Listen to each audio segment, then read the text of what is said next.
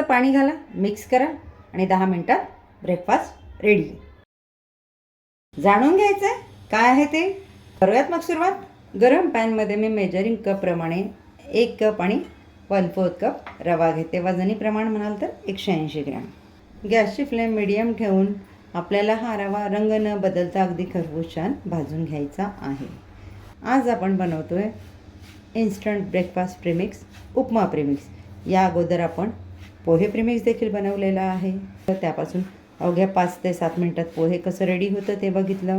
आजच्या रेसिपीसाठी लागणारं साहित्य, त्याचं प्रमाण किती आहे, तयार प्रीमिक्स किती दिवस आणि कसं स्टोअर करायचं यासंबंधी सर्व डिटेल्स व्हिडिओमध्ये सांगितलेले आहेत. व्हिडिओ शेवटपर्यंत नक्की बघा.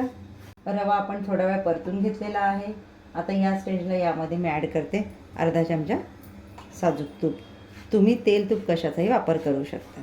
तुम्हाला कुठल्या इन्स्टंट ब्रेकफास्ट रेसिपी प्रीमिक्स बघायला आवडतील ते मला कमेंट्समध्ये नक्की सांगा. व्हिडिओ जर मनापासून आवडला तर लाईक, शेअर, सबस्क्राईब करायला विसरू नका. बऱ्याचदा होतं असं, तुम्ही व्हिडिओ बघता, बरेचसे व्ह्यूअर्स असे आहेत जे व्हिडिओ शेवटपर्यंत आवडीने बघतात पण लाईक आणि सबस्क्राईब करत नाही. पण तुमचं एक लाईक आणि सबस्क्राईब आम्हाला अशा वैविध्यपूर्ण रेसिपी घेऊन येण्यासाठी प्रेरणा देत असतं. त्यामुळे आठवणीने लाईक आणि सबस्क्राईब करत चला. प्रीमिक्स स्टोअर करून ठेवतो, त्यामुळे इथे रवा भाजताना रवा आपला व्यवस्थितरित्या भाजला गेला पाहिजे.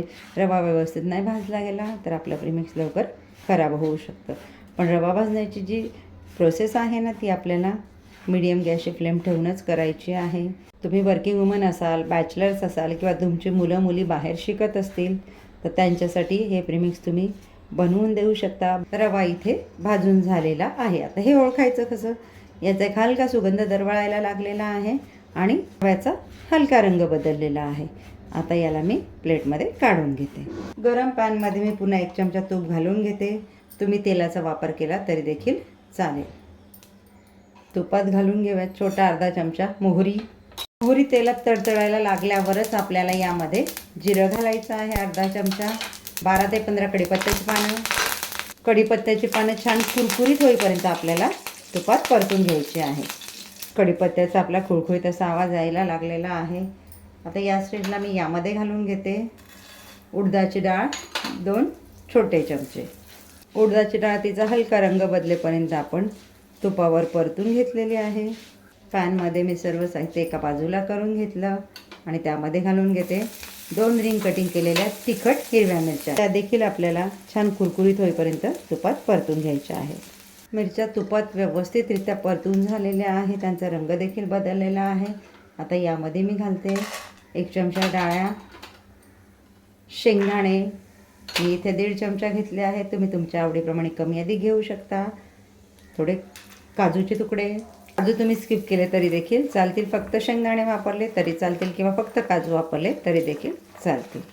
यामध्ये मी ॲड करते छोटा पाव चमचा हिंग, छोटा अर्धा चमचा सुंठ पावडर किंवा अद्रक पावडर. मिक्स करून घेऊया. यामध्ये घालून घेऊयात आपण भाजून घेतलेला रवा. तोही आपल्याला ह्या मिश्रणात व्यवस्थितरित्या मिक्स करून घ्यायचा आहे. गॅसची फ्लेम आपली इथे मिडियमच आहे. यामध्ये मी घालून घेते उन्हात वाळवून घेतलेली कोथिंबीर. ही याच्यात व्यवस्थित मिक्स करून घ्यायचं आहे. या स्टेजला मी गॅस घालवून देते आणि आपलं हे तयार मिश्रण व्यवस्थितरित्या गार करून घेते. रूम टेम्परेचरला येऊ देते. मग यामध्ये आपण आपले उर्वरित साहित्य ॲड करून घेऊया. मिश्रण आपलं व्यवस्थित गार झालेलं आहे, रूम टेम्परेचरला आलेलं आहे. आता यामध्ये मी ॲड करते छोटा अर्धा चमचा साखर, पाव चमचा सिट्रिक ॲसिड. सिट्रिक ॲसिड प्रिझर्वेटिव्हचं काम करतं आणि टेस्टही छान येते आंबट अशी. यामध्ये मी घालते आहे 1.5 टीस्पून मीठ.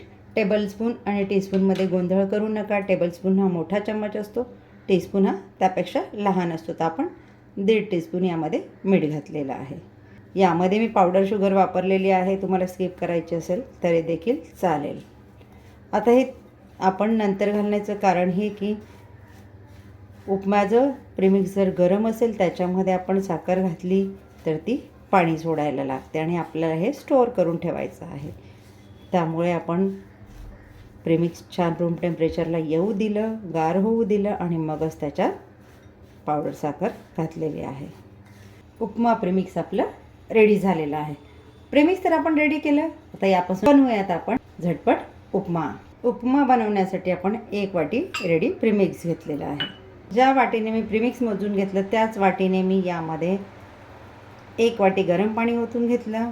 यात आणखी पाऊण वाटी मी गरम पाणी घालून घेते. म्हणजे आपण अगोदर 1 वाटी घातलं आणि नंतर पाऊण वाटी, पावणे 2 वाटी पाणी आपण याच्यामध्ये घालून घेतलेलं आहे. एकदा व्यवस्थित मिक्स करून घेऊयात. यावर झाकण ठेवून आपल्याला 8 ते 10 मिनटं हे असंच ठेवून द्यायचं आहे.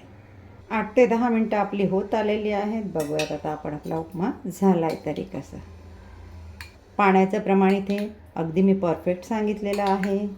पाणी घालताना आपल्याला यामध्ये गरम पाणीच घालायचं आहे, थंड पाणी घालायचं नाही आहे. बघा किती छान मऊ लुसलुशीत आपला उपमा रेडी झालेला आहे. आता घेऊयात आपण ह्याला प्लेटिंग करायला. इन्स्टंट उपमा आपला रेडी झालेला आहे. यावर मी घालून घेते थोडीशी कोथिंबीर, थोडीशी शेव. डेकोरेशनचा पार्ट हा तुमच्या चॉईसने. आजच्या रेसिपीमध्ये आपण इन्स्टंट उपमा प्रीमिक्स बनवला आणि त्या प्रीमिक्सपासून अवघ्या 8 ते 10 मिनटात रेडी केला उपमा.